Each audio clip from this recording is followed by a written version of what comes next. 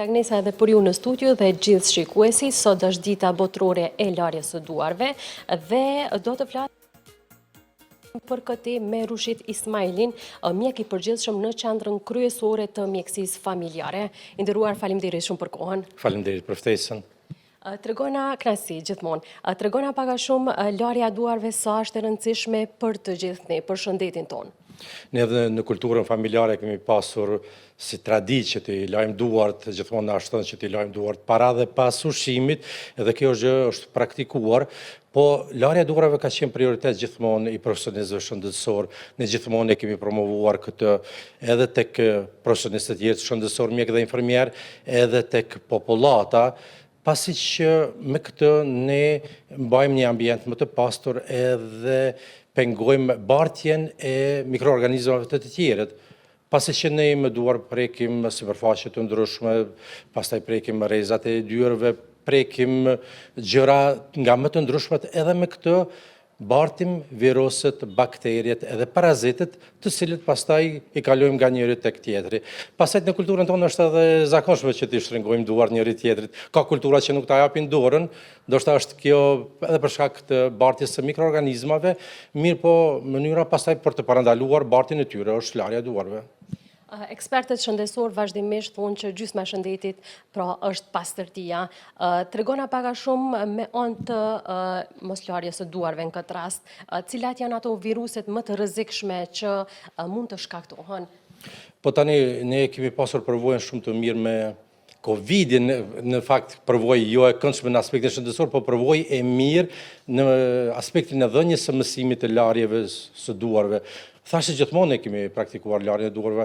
Mirë po, Covidi na mësoi që ta praktikojmë më shpesh, më gjatë, edhe ne përdorim edhe dezinfektant.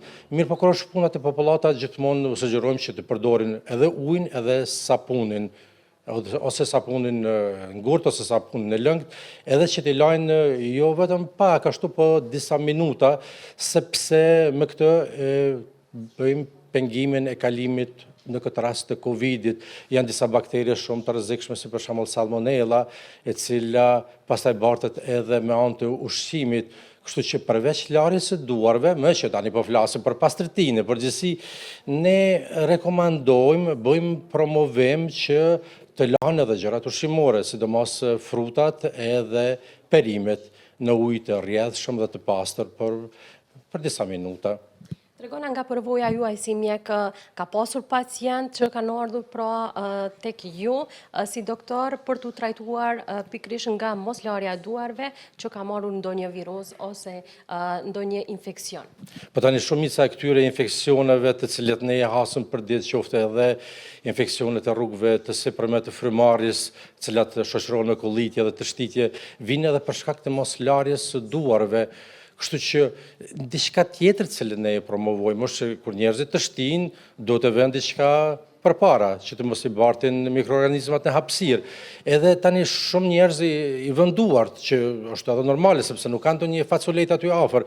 Mirë po, nëse i kanë vënë duart, do të menjëherë të shkojnë dhe t'i lajnë duart, sepse edhe kjo është një farë mënyrë e bartjes së virusit nga njëri tek tjetri. Kështu që këta njerëz që ne i shohim dhe që kërkojnë ndihmë mjekësore, një prej arsyeve është edhe moslarja e duarve. Vazhdimisht po e theksoni se larja e duarve vetëm me ujë pra shpëton nga infeksionet, nga bakteriet e tjera. Kryeqyteti kohëve të fundit po përballet edhe me manganin, një element kimik i cili ndodhet në badovës dhe i cili po shkakton pra probleme pak a shumë tek organizmi. Sa mund të jetë kjo rrezik nëse i lajmë duart edhe me ujë të manganit, apo nuk është ndonjë rëndësi? Atëherë të adresoja çështjen e parë cilën e parashtrove, larja vetëm me ujë është nëse s'kemi asnjë gjë tjetër, larja me ujë ndihmon shumë. Mirë po nëse kemi edhe sapun, atëherë i kombinojmë dyjat bashkë, ndihmon që të heqim sasinë e virusëve të bakterieve, pasi që sapuni ndihmon që të heqin ato copëzat e yndyrnave. Sa i përket manganit, na ka shkaktuar probleme dhe në lagjen ku jetoj ka ndonjëherë ujë me mangan në kuptimin e pirjes së ujit. Mirë po në kuptimin e përdorimit të tij për nevoja teknike nuk është asnjë problem, pasi që kjo nuk ndikon negativisht në larjen e duarve.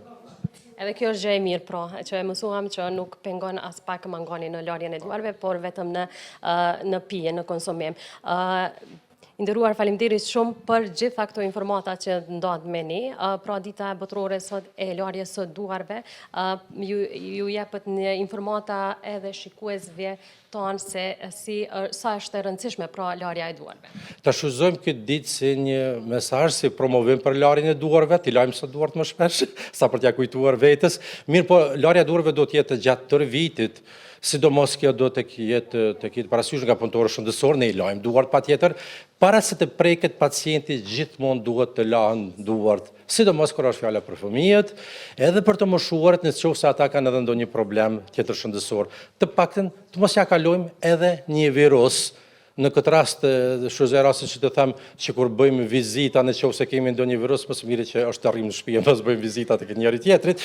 Mirë po, si mesazh përfundimtar është që qëndroni të shëndetshëm, jetoni shëndetshëm, edhe me një diet dhe aktivitet fizik, po gjithmonë të shoqëruar me një pastërti që nënkupton edhe larjen e duarve. Faleminderit shumë I nderuar. Faleminderit juve, ditë të mbarë. Faleminderit gjithashtu edhe juve.